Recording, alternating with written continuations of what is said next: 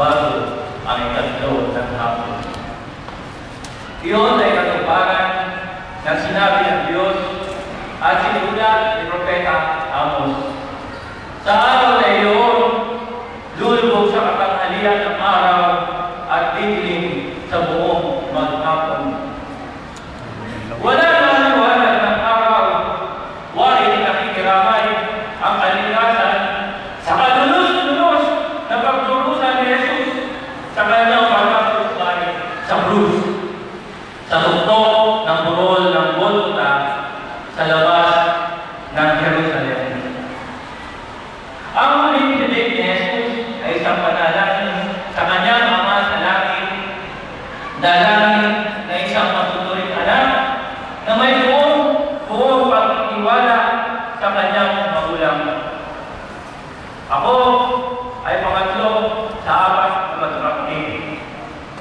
Naging pinakabang miyembro ng Franciscan dito sa ating parokya. Naging sakristan at nakasama rin sa Legion of Mary. Noong kami ay bata pa, minsan napapansin ko sa papa ko, parang ang kuya ko ang mas tinututukan niya sa pag-aaral. Kaya naisip ko, bakit kaya hindi ako madalas na tinuturuan ng papa ko? Kaya naisip ko, bakit kaya mas tinuturuan ang kuya ko ng papa ko? Maaari namang buulang kanyang pagtiniwala sa akin. Siguro, nakikita lang niya ng mataas lang ang aking mga grado. Kaya hindi kinakailangan na ako ay turuan pa. Sa aming paglaki, halos kaming dalawa ng kuya ko ang magkasundo sa lahat ng bagay. At mas naunawaan namin ang aming kabuhayan. Tuwing umaga, kaming dalawa ay nagsisid ng pansal para meron pa rin pambaon bago umabot ng eskwelahan. Kadalasan nga ay wala pa rin pambaon. Ngunit ito'y hindi nagiging dahilan para kami ay hindi mag-aaral.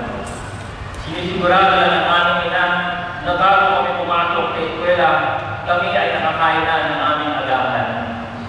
Uuwi sa tanghali, babay sa eskwelahan at uuwi sa hapon na pawang palakad lamang. Tuwing Sabado at Linggo naman, kami ay nagtitinda ng bitso-bitso o kaya ng ice candy.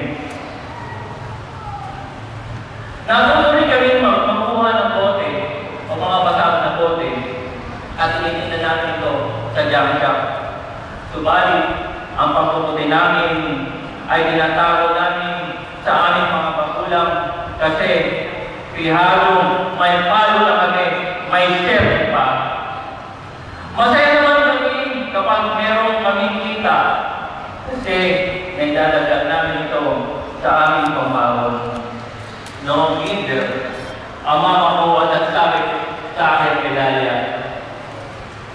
Nang ako ay makatapos ng pag-aaral sa elementarya, ako ay tuwa kasi si Papa naman at nagsabi sa akin parangal o pagkilala sa akin. Doon ko lalo nawawaan na ako ay mahal niya dahil nakita ko sa kanyang mga mukha ang saya. Bagaman gusto ko ang mag-aaral sa public high school dahil